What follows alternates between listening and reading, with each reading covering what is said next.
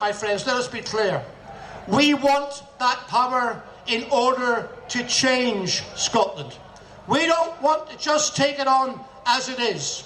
The political power we seek will be in order to build a Scotland which is open and just and equal and compassionate and looking outward to the world.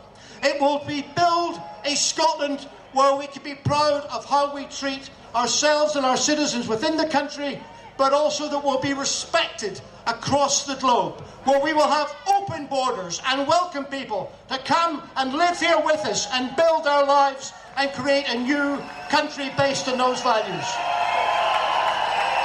And that is why it is so despicable for our unionist opponents to try and suggest that the type of civic nationalism that we embody is something akin to the reactionary right-wing xenophobes of Eastern Europe and the Front National and the Law and Justice Party and all of the others. There is a disgusting slur that they mount upon us, because our civic nationalism is truly a movement for national liberation, in order not just to create a free country, but free spirits and free minds and a free people within that country. And when we do that, I am confident that we will be able to have the best of relations on this island of Britain and on this continent of Europe. And we will look back today at this March and October, and we will say, this is the point where we changed gear, where we went in to win the election and then to win next year a referendum so that we have the power to set up our own country, an independent Scotland. Thank you.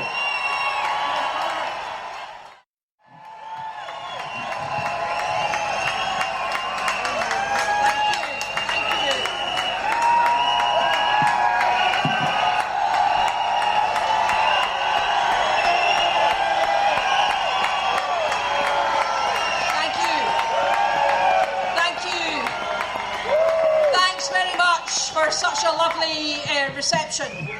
I'm really incredibly proud to be asked to speak to you here today. It's amazing to see such a huge crowd of independence supporters in the middle of Scotland's capital city. And I want to thank each and every one of you for coming on this march today, because your confidence that independence is coming is not just heartwarming, it's also inspirational. And I know that as well as marching in joyful celebration today, you people who are marching are also the people who chap the doors and have the conversations with your neighbours and your family and your workmates and friends. The conversations that are convincing more and more of our fellow Scots to see how our future together is better as an independent nation. So I know that as well as marching here today, you are the people who fundraise for the Yes movement. And I know you are the people who do the groundwork for the Scottish National Party and the other pro-independence parties. And I know that you are the people who will make independence happen. So you should all be very proud of that, and don't let anyone ever say otherwise to you. In the midst of this toxic mess that Britain's in at the moment with Brexit, it's really wonderful to see such a positive outpouring of self-belief. And it's very important that we never let the positivity that started during the Indie Ref in 2014, it's very important we never let that descend into the sort of acrimony that we see at the heart of British politics at the moment. And it's very important that we understand and know that abusing and threatening those with whom we disagree is not the way to go. And I know that you know that already. And I know, because you are part of the movement, I know that you know the way to win independence is by calm, rational argument. But equally, days like today, when those of you who are the foot soldiers of our movement get together, are really important as well. And I want to say something about the independent Scotland that we aspire to create, because I think it's very important to say that it's going to be a very, very different place from Brexit Britain. And it's going to be an inclusive society and an egalitarian society where diversity is celebrated and immigrants are welcomed as new Scots.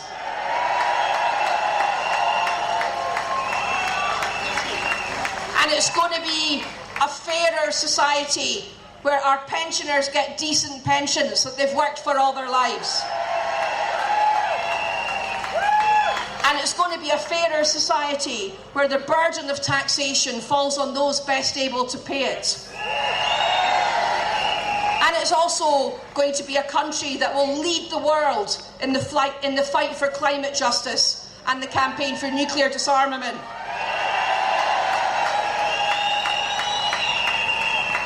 But most of all, our independent Scotland will be at the heart of Europe, sitting at the top table. And we will not be like nationalists from England who want to be cantankerous on the sidelines, wishing for the British Empire to return, because that will never happen.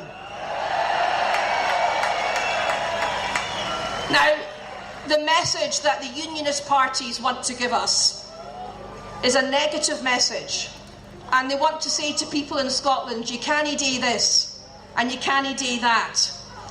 And of course, last week a Liberal Democrat Member of Parliament actually said to his constituents that he would rather they faced the catastrophic damage of a no-deal Brexit than become an independent nation. But of course, we know that's nonsense.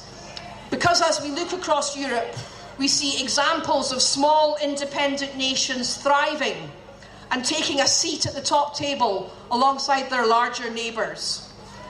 And nowhere do we see better the contrast between what Scotland is and what Scotland could be than when we look at the position of Ireland. A small, economically successful nation on the fringes of Western Europe that takes its seat at the top table in Europe and that dictates the EU's negotiating strategy while Scotland is ignored on the sidelines. But you know, the great thing, friends, is that Scotland hasn't been completely powerless in the struggle against Brexit. There have been some victories against the British government, and I've been very proud to be part of them.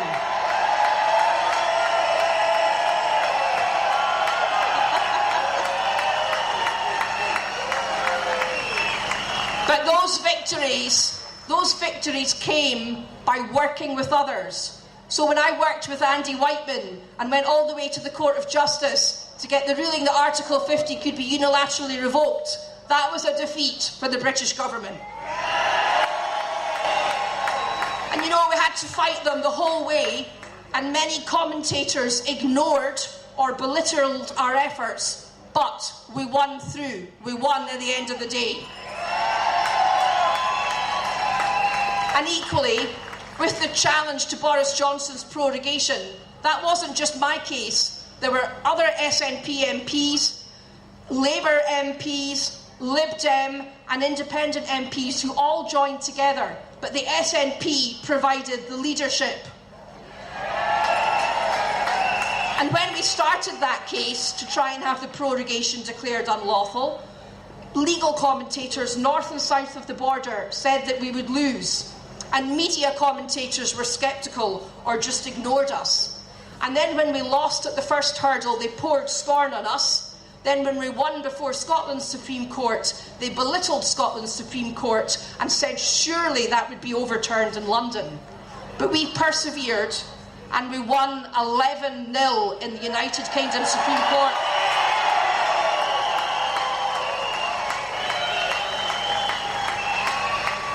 So we won against all the might of the British government, such as it is these days, against all the odds, because we had conviction and self-belief. We knew that in an independent Scotland, with a written constitution, we would have a proper set of fair rules, not a ragtag of conventions and so-called gentlemanly agreements. And we kept going, we kept fighting, and we righted a wrong.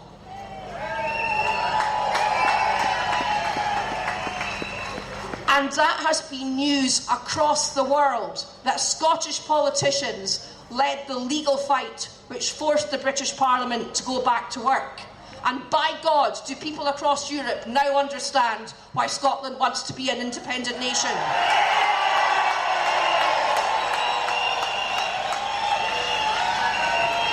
So, my message to you today is that independence is coming soon. In the current fog of British politics, it's hard just to see when and where the opportunity will arise. But it will arise, and we have to be ready for it. So my question to you today is, are you ready? I don't think they can hear you at the BBC. Are you ready? I don't think they can hear you at Westminster. Are you ready? Well, my friends, you look pretty ready to me. So my message to you, to coin a famous phrase from another Liberal Democrat, is go back to your constituencies and prepare for independence.